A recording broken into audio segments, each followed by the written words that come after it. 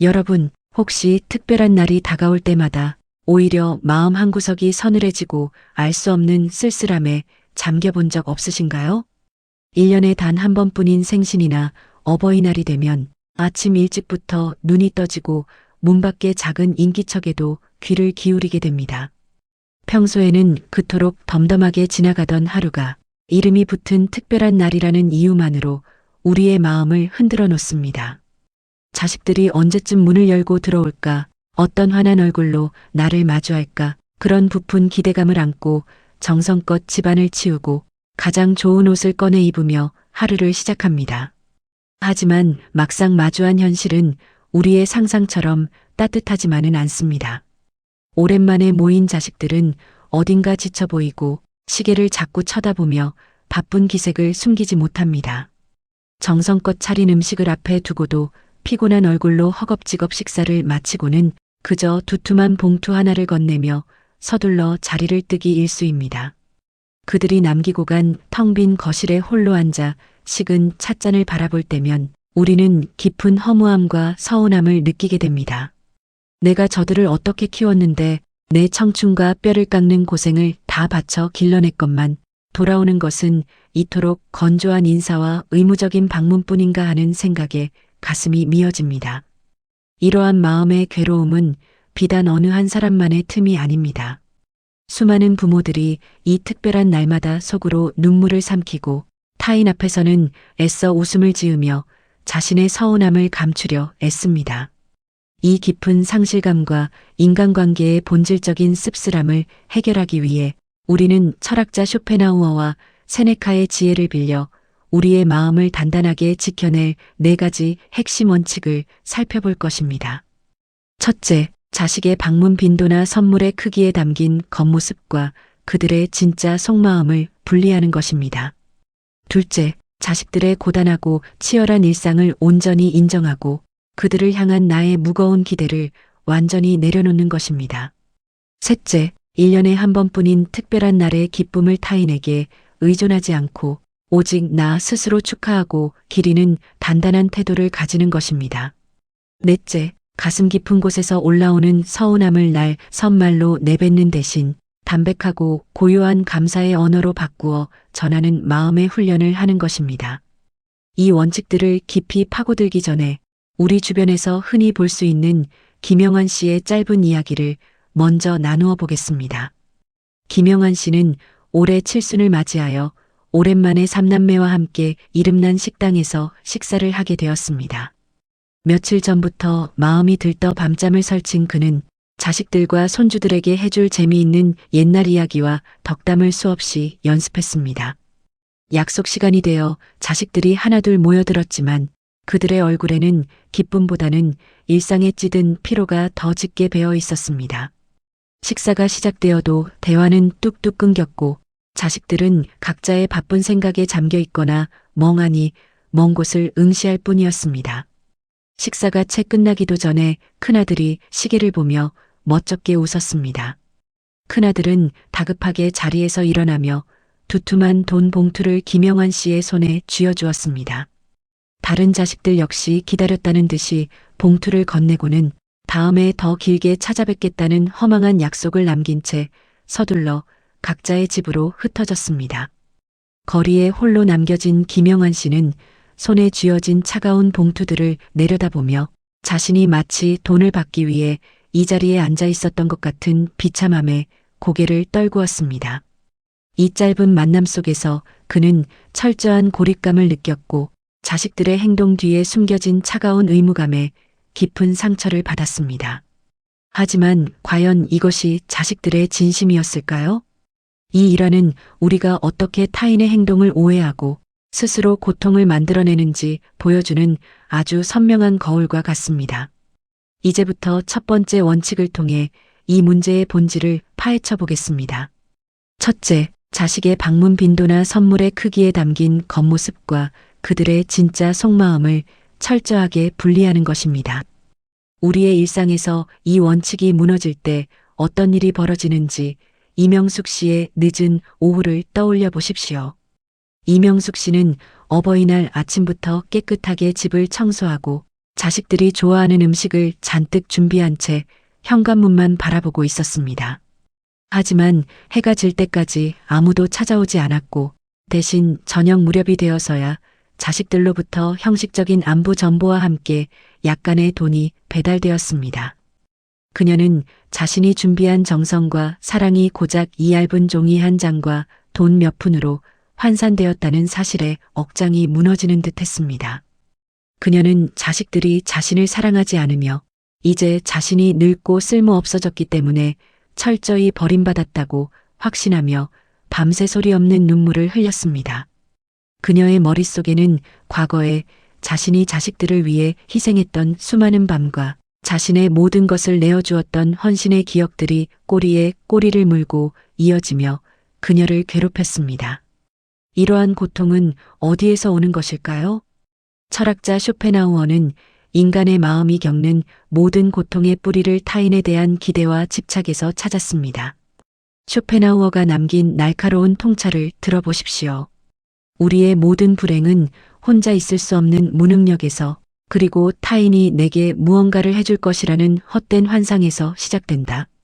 우리는 물질적인 선물이나 방문 횟수를 사랑의 크기와 동일시하는 엄청난 착각 속에 살고 있습니다. 자식이 자주 찾아오고 값비싼 물건을 내밀어야만 나를 깊이 사랑한다고 믿는 것입니다. 하지만 인간의 마음은 눈에 보이는 물질이나 행동의 빈도로 정확하게 측정할 수 있는 것이 아닙니다.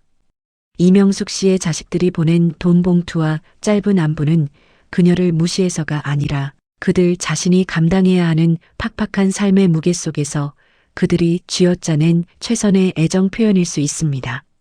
그들은 부모를 사랑하지 않는 것이 아니라 그 사랑을 부모가 원하는 방식으로 표현할 시간적 여유와 정신적인 에너지가 완전히 고갈되어 있는 상태입니다.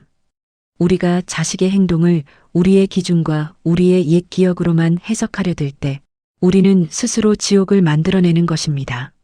자식들이 건네는 봉투를 차가운 의무감으로 읽어낼 것인지 아니면 그들의 팍팍한 현실 속에서도 잊지 않고 보내온 작은 성의로 읽어낼 것인지는 전적으로 우리의 마음에 달려 있습니다.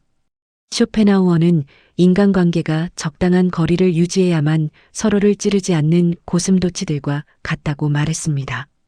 너무 가까이 다가가면 각자의 가시에 찔려 피를 흘리고 너무 멀어지면 추위에 떨게 됩니다. 우리가 자식에게 바라는 열렬한 애정 표현과 끊임없는 방문은 어쩌면 고슴도치들이 추위를 피하려다 서로의 가시에 깊이 찔리게 되는 치명적인 밀착일 수 있습니다. 우리는 자식들이 보내는 물질적 선물과 안부 속에 숨겨진 그들의 한계를 꿰뚫어 보아야 합니다. 그것은 사랑의 부재가 아니라 표현의 한계입니다. 그러므로 여러분은 선물의 크기나 방문의 횟수로 여러분 인생의 가치를 저울질하지 마십시오. 자식이 봉투를 건넬 때 그 봉투의 두께를 가늠하며 실망하는 대신 그들이 이 작은 성의를 마련하기 위해 세상 속에서 얼마나 많은 땀을 흘렸을지를 가만히 상상해 보십시오. 그리고 그 봉투를 내미는 자식의 손등에 깊게 파인 주름과 지친 어깨를 바라보십시오. 그러면 그 차갑게 느껴지던 돈 봉투가 사실은 그들이 세상과 치열하게 싸워 얻은 전리품이며 그것을 부모인 당신에게 바치고자 하는 그들의 서툰 진심임을 깨닫게 될 것입니다. 이렇게 겉으로 드러난 행동과 그 이면에 숨겨진 진짜 속마음을 분리해낼 때 우리는 비로소 서운함이라는 무서운 감정의 감옥에서 걸어 나올 수 있습니다. 이어서 두 번째 원칙을 살펴보겠습니다. 둘째, 자식의 바쁜 일상을 온전히 인정하고 그들을 향한 나의 기대를 완전히 내려놓는 것입니다. 박정만 씨의 일상을 통해 이 원칙의 중요성을 들여다보겠습니다. 박정만 씨는 한 달 전부터 자신의 생일을 맞아 온 가족이 함께 여행을 가기로 굳게 약속해 두었습니다. 그는 매일 달력을 들여다보며 그날만을 손꼽아 기다렸고 여행지에서 먹을 음식과 가족들에게 들려줄 이야기를 수첩에 빼곡하게 적어두기까지 했습니다. 하지만 생일을 불과 이틀 앞두고 작은 아들로부터 회사에 피할 수 없는 큰일이 생겨 도저히 참석할 수 없다는 일방적인 통보를 받게 되었습니다. 그 순간 박정만 씨의 가슴 속에서는 서운함을 넘어선 거대한 분노가 치밀어 올랐습니다. 그는 아들의 사과를 매몰차게 끊어버리고 자신은 이제 너희들에게 아무런 의미도 없는 뒷방 늙은이로 전락했다고 소리치며 전화를 끊어버렸습니다. 그날 이후 박정만 씨의 집에는 무거운 침묵과 숨막히는 분노만이 가득 찼고 결국 그토록 기다렸던 여행은 모두의 마음에 깊은 상처만 남긴 채 처참하게 취소되고 말았습니다. 그는 아들이 자신의 생일보다 회사의 일을 더 중요하게 여겼다고 굳게 믿었고 그 괘씸함에 밤잠을 설치며 괴로워했습니다. 이러한 고통에 대해 로마의 철학자 세네카는 우리의 마음을 치유할 강력한 통찰을 제시합니다.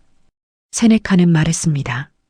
우리는 현실 속에서 일어나는 실제 사건보다 우리의 머릿속에서 만들어낸 상상 속에서 훨씬 더 많은 고통을 겪는다.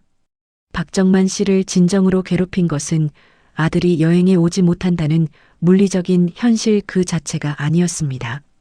그를 지옥으로 몰아넣은 것은 아들이 나를 무시했다. 아들이 내 생일을 하찮게 여긴다. 나는 이제 쓸모없는 존재가 되었다는 스스로 만들어낸 무서운 상상이었습니다. 우리는 흔히 자식을 우리의 신체 일부나 나의 분신처럼 여기는 경향이 있습니다. 내가 내 마음대로 내 팔다리를 움직일 수 있듯이 자식도 당연히 내 마음을 알아주고 내 뜻대로 움직여 주어야 한다고 무의식적으로 기대하는 것입니다. 하지만 자식은 결코 부모의 소유물이나 연장선이 아닙니다.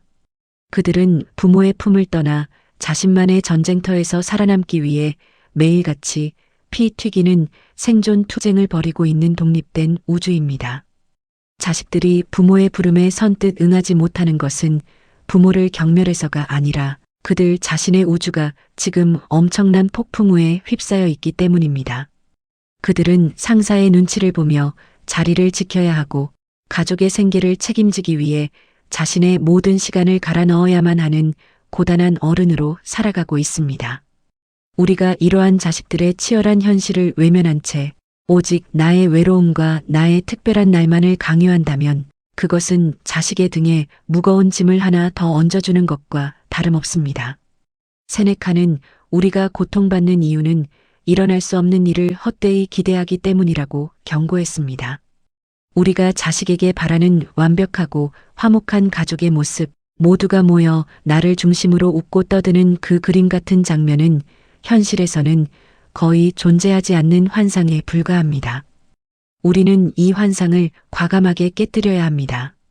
자식에 대한 기대를 내려놓는다는 것은 그들을 포기하거나 냉소적으로 대하라는 뜻이 아닙니다.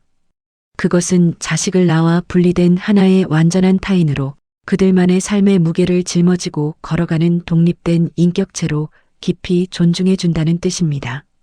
여러분은 자식이 연락을 하지 못하거나 약속을 어길 때 나를 사랑하지 않는다는 상상 속의 소설을 쓰는 것을 즉각 멈추어야 합니다. 대신 속으로 이렇게 되뇌어 보십시오.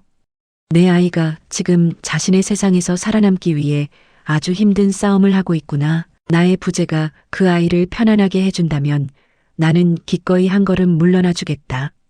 이러한 마음가짐을 가질 때 우리는 자식의 행동 하나하나에 일희일비하지 않는 태산 같은 평온함을 얻을 수 있습니다. 자식을 둥지에서 날려보낸 새처럼 자유롭게 놓아주고 그들이 가끔 지쳐 돌아올 때 쉴 수 있는 그늘이 되어주는 것만으로도 부모의 역할은 충분하고도 넘치는 것입니다. 이제 세 번째 원칙으로 넘어가 보겠습니다. 셋째, 특별한 날의 기쁨과 의미를 타인에게 의존하지 않고 오직 나 스스로 축하하고 기리는 단단한 태도를 가지는 것입니다. 이 원칙은 우리의 노후를 근본적으로 변화시킬 수 있는 가장 강력한 무기입니다. 최순자 씨의 변화를 통해 이 원칙이 어떻게 삶에 적용되는지 살펴보겠습니다. 최순자 씨는 수십 년 동안 남편과 자식들 뒷바라지만 하며 살아온 전형적인 어머니였습니다. 그녀에게 생일이란 늘 남들이 챙겨주어야만 의미가 있는 수동적인 날이었습니다. 어느 해 생일, 남편은 먼 타지에서 일을 하고 있었고 자식들은 저마다의 사정으로 아무도 집에 오지 못했습니다. 그녀는 텅 빈 집안에서 홀로 식은 밥을 먹으며 자신의 신세를 한탄했습니다. 내가 무엇을 위해 이토록 뼈 빠지게 고생하며 살았나, 아무도 기억해주지 않는 생일이 도대체 무슨 의미가 있나 하며 깊은 우울감에 빠져들었습니다. 그렇게 몇 시간을 눈물로 지새우던 그녀는 문득 거울에 비친 자신의 늙고 초라한 얼굴을 마주하게 되었습니다. 그 순간 그녀의 마음속에서 작은 불꽃 같은 깨달음이 일어났습니다. 그녀는 자리에서 일어나 세수를 하고 장롱 깊숙한 곳에 아껴두었던 가장 화사한 옷을 꺼내 입었습니다. 그러고는 밖으로 나가 평소에 비싸서 감히 사 먹지 못했던 고급 식당에 혼자 들어가 가장 맛있는 음식을 주문했습니다. 식사를 마친 후에는 꽃집에 들러 오직 자신만을 위한 크고 화려한 꽃다발을 샀습니다. 집으로 돌아오는 길, 그녀의 발걸음은 그 어느 때보다 가벼웠고 그녀의 얼굴에는 타인이 만들어준 가짜 웃음이 아닌 자신의 삶을 온전히 긍정하는 진짜 미소가 번져 있었습니다. 그녀는 깨달았던 것입니다. 자신의 생일은 타인에게 축하받기 위해 존재하는 날이 아니라 자신이 이 험난한 세상을 버텨내고 지금까지 살아남은 것을 스스로 대견하게 여기고 위로해야 하는 날이라는 것을 말입니다. 쇼펜하우어는 인간의 자립성에 대해 이토록 강렬한 문장을 남겼습니다. 인간은 오직 홀로 있을 때만 온전히 자기 자신이 될 수 있으며 자신의 행복을 타인의 손에 맡기는 자는 영원한 노예로 살게 될 것이다. 우리가 생일이나 어버이날의 기쁨을 자식들의 입술과 손에 전적으로 의존한다면 우리는 평생 그들의 눈치만 보며 애정을 구걸하는 감정의 노예로 전락하고 맙니다. 왜 여러분의 소중한 기념일이 자식들의 출석 여부로 채점받는 시험날이 되어야 합니까? 왜 여러분의 고귀한 삶의 흔적이 누군가의 축하와 선물이 없다는 이유만으로 초라해져야 합니까? 여러분이 지금까지 살아오며 견뎌낸 모진 풍파와 뼈를 깎는 인고의 시간들은 그 누구의 인정도 필요치 않을 만큼 이미 그 자체로 거룩하고 위대한 것입니다. 그러니 이제부터는 특별한 날을 맞이하는 방식을 완전히 뒤집어야 합니다. 달력에 표시된 특별한 날이 다가오면 자식들의 전화를 기다리며 집안에서 서성이는 대신 문을 박차고 밖으로 나가십시오. 내가 평소에 가보고 싶었던 조용한 산책로를 걷고 내 입맛에 가장 잘 맞는 따뜻한 음식을 나 자신에게 대접하십시오. 나를 위해 좋은 책을 한 권 사고 나의 늙고 거칠어진 손을 부드럽게 어루만지며 속으로 크게 외쳐보십시오. 참으로 고생 많았다. 여기까지 잘 살아왔다. 너는 충분히 존중받고 사랑받을 자격이 있다. 이렇게 스스로를 온전히 채우고 나면 그제야 비로소 타인의 반응에 흔들리지 않는 굳건한 평온함이 찾아옵니다. 스스로를 축하할 줄 아는 사람은 자식이 찾아오면 그저 반갑게 맞이하고 자식이 오지 않아도 결코 자신의 하루를 망치지 않습니다. 내 행복의 열쇠를 내가 단단히 쥐고 있기 때문입니다. 스스로 빚어낸 빛으로 자신의 삶을 환하게 밝히는 사람에게는 타인의 작은 불빛이 없어도 전혀 어둡지 않은 법입니다. 마지막으로 네 번째 원칙을 살펴보겠습니다. 넷째, 마음 깊은 곳에서 올라오는 서운함을 선 원망의 말로 표현하는 대신 담백하고 고요한 감사의 언어로 바꾸어 전하는 치열한 훈련을 하는 것입니다. 이 원칙은 머리로는 이해하기 쉬우나 실제 행동으로 옮기기에는 가장 어렵고도 중요한 과정입니다. 정우석 씨가 저지른 치명적인 실수를 통해 우리의 언어가 어떻게 관계를 파괴하는지 들여다보겠습니다. 정우석 씨는 마음속으로는 자식들을 끔찍이 사랑하고 늘 그들을 그리워하는 평범한 아버지였습니다. 하지만 그는 자신의 감정을 부드럽게 표현하는 방법을 단 한 번도 배워본 적이 없었습니다. 명절이 되어 오랜만에 자식들이 무거운 선물을 들고 찾아오면 그는 속으로는 세상을 다 가진 듯 기뻤으면서도 겉으로는 짐짓 굳은 표정을 지었습니다. 그가 자식들을 향해 내뱉은 첫 마디는 언제나 가시가 돋쳐 있었습니다. 너희가 웬일이냐? 바쁜 척은 혼자 다 하더니 이제야 애비 얼굴이 생각나더냐? 자식들은 아버지를 기쁘게 해드리기 위해 먼 길을 달려왔지만 이 비아냥거리는 한마디에 그들의 마음은 순식간에 싸늘하게 얼어붙고 말았습니다. 아버지의 서운함이 섞인 날카로운 말투는 자식들에게 짙은 죄책감과 동시에 반발심을 불러일으켰습니다. 결국 며칠 동안 이어져야 할 화목한 시간은 서로의 눈치를 보며 겉도는 어색한 침묵으로 가득 찼고 자식들은 명절이 끝나는 날짜만을 기다리며 소가리를 해야만 했습니다. 정우석 씨는 자신이 건넨 한마디가 그저 가벼운 투정이라고 생각했지만 그 말은 자식들의 마음속에 깊은 방어벽을 쌓게 만들었고 다음 방문을 더욱 꺼리게 만드는 치명적인 독약이 되었습니다. 이에 대해 세네카는 우리의 언어와 마음의 관계를 이렇게 설명합니다. 우리의 마음 상태는 우리가 일상에서 선택하고 내뱉는 언어에 의해 완전히 지배당한다. 분노의 말을 내뱉으면 분노가 커지고 감사의 말을 내뱉으면 평온이 찾아온다. 우리가 자식에게 섭섭함을 느끼는 것은 아주 자연스러운 감정입니다. 하지만 그 섭섭함을 가시돋친 말이나 비꼬는 언어로 표현하는 순간 우리는 그 감정의 노예가 되어 스스로를 더욱 비참하게 만들고 맙니다. 서운함을 표현하는 우리의 말에는 항상 너는 나에게 이렇게 했어야 해라는 강요와 원망이 숨어 있습니다. 이러한 강요는 듣는 사람으로 하여금 숨이 막히게 하고 도망치고 싶게 만드는 강한 압박감을 줍니다. 그렇다면 우리는 이 솟구치는 서운함을 어떻게 다스려야 할까요? 해답은 오직 하나, 철저하게 입술을 통제하고 훈련하여 담백한 감사의 말만을 내보내는 것입니다. 자식이 뒤늦게 찾아오거나 짧은 안부 전화를 걸어올 때 여러분 입 끝까지 차오르는 원망의 말들을 억지로 삼키십시오. 왜 이제야 연락하느냐는 책망 대신 그저 부드러운 목소리로 전화해 주어서 고맙다라고 말씀하십시오. 자식이 피곤한 기색으로 두툼한 돈 봉투를 내밀 때 내 얼굴 보는 게 낫지 이까짓 돈이 무슨 소용이냐라고 비난하지 마십시오. 그 대신 봉투를 두 손으로 따뜻하게 감싸쥐고 자식의 눈을 깊이 바라보며 내가 땀 흘려번 돈을 이렇게 주니 내 마음이 참으로 든든하고 고맙다라고 말씀하십시오. 오직 고맙다는 한마디, 그 담백하고 긍정적인 언어만이 자식의 다친 마음을 열고 그들의 죄책감을 씻어줄 수 있습니다. 여러분이 서운함을 삼키고 감사를 선택할 때 자식들은 자신들의 부족함을 책망하지 않고 넓게 품어주는 부모의 커다란 그릇을 느끼게 됩니다. 그들은 억지로 끌려오는 것이 아니라 부모의 너그러운 그늘 아래에서 쉬고 싶다는 진실한 마음으로 다음 방문을 기약하게 될 것입니다. 이러한 감사의 언어는 단지 자식을 편안하게 해주기 위한 예의가 아닙니다. 그것은 내 입에서 나가는 부정적인 독소를 차단하여 결국 나 자신의 마음을 가장 고요하고 평온한 상태로 지켜내는 최고 수준의 정신적 수행입니다. 말을 바꾸면 생각이 바뀌고 생각이 바뀌면 우리가 마주하는 세계 전체가 완전히 달라집니다.